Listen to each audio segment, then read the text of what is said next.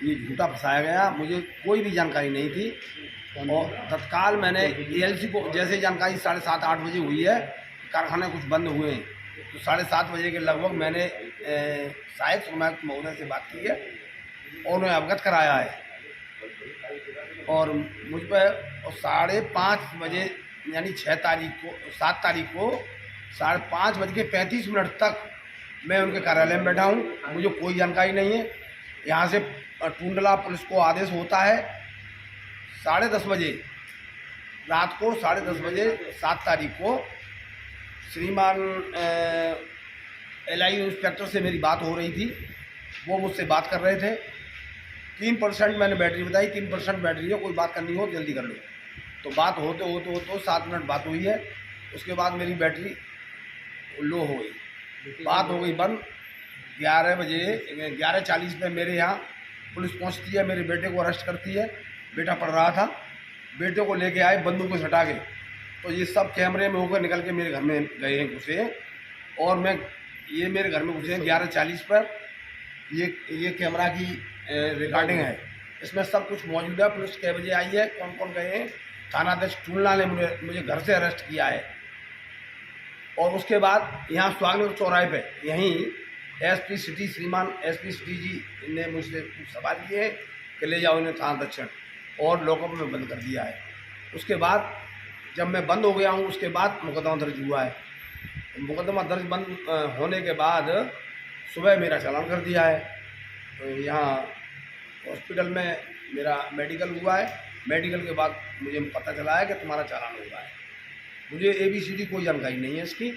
और दूसरे दिन 8 तारीख को दिखा रहे हैं कि 8 बजे हमने भूरी सिंह यादव को सातिर अपराधी है और इसको यहाँ नगला भाऊ औद्योगिक क्षेत्र के चौराहे पे अरेस्ट किया गया है।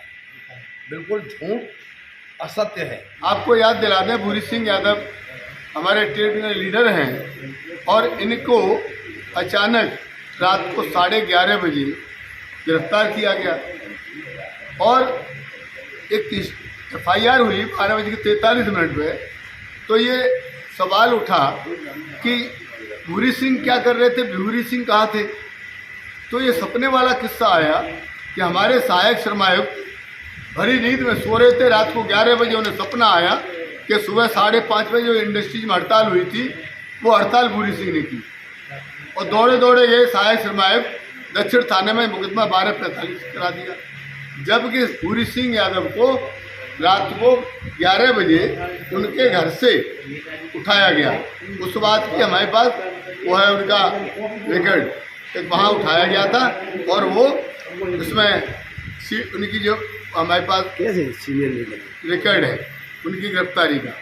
लेकिन उन्होंने कारखाने उसमें दक्षिण थाने में बंद रखा और उसके बाद सुबह 7:30 बजे भारू के नाला चौराहे से गिरफ्तारी दिखा रहे हो 8 बजे। तो 8 बजे से पहले आपने किस अधिकार के तहत थाना दक्षिण में बंद रखा? वो भी गैरकानूनी हो गया। अवैध गिरफ्तारी, अवैध रूप से बंधक बना के रखा, मानवाधिकार को उल्लंघन किया। टुंडला थानाध्यक्ष लेके आए और टुंडला थानाध्यक्ष और यहाँ की पुलिस लेके आई थी। तो ये क्यों किया गया? सारे कानूनों का उल्लंघन करते हुए जेल भेज दिया। और ये कहा गया कि आपराधिक गिरोह के सदस्य हैं। जब आपराधिक गिरोह के ये सदस्य हैं तो सवाल ये है कि एक उस कमेटी के अध्यक्ष जिसमें ये सदस्य हैं उसमें अध्यक्ष DM है, एक कमेटी में अध्यक्ष सहायक श्रमायुक्त हैं। तो जब ये अपराधी हैं तो श्रमिक बंधु समिति में ये सदस्य हैं और श्रमिक बंधु के अध्यक्ष DM हैं। तो ये माना जा सकता है कि जिस संगठन के ये अपराधी हैं उस संगठन के अध्यक्ष तो DM है भाई, उसके अध्यक्ष तो सहायक श्रमायुक्त हैं। तो क्या वो भी अपराधी संगठन है क्या? ये उनके कागज के हिसाब से, जैसा कि सहायक श्रमायुक्त ने प्रथम सूचना रिपोर्ट दर्ज कराई, ये सवाल आया, ये पूछा गया कोर्ट के अंदर भी कि क्या इसमें पीड़ित पक्ष कोई है? तो सहायक श्रमायुक्त तो जो पीड़ित पक्ष नहीं है। और किसी पीड़ित पक्ष ने सहायक श्रमायुक्त के यहाँ शिकायत नहीं की कि भूरी सिंह यादव ने हमारे कारखाने में हड़ताल कराई, हमारा नुकसान हुआ। तो जब हड़ताल हुई, ये है नहीं वहाँ पे, तो सरकारी काम में बाधा कैसे हो गई भाई? इंडस्ट्रीज में हड़ताल हुई तो सरकारी काम में बाधा कैसे हो गई? क्या सहायक श्रमायुक्त को बंधक बनाया या सहायक श्रमायुक्त को रोका गया कोई काम करने से?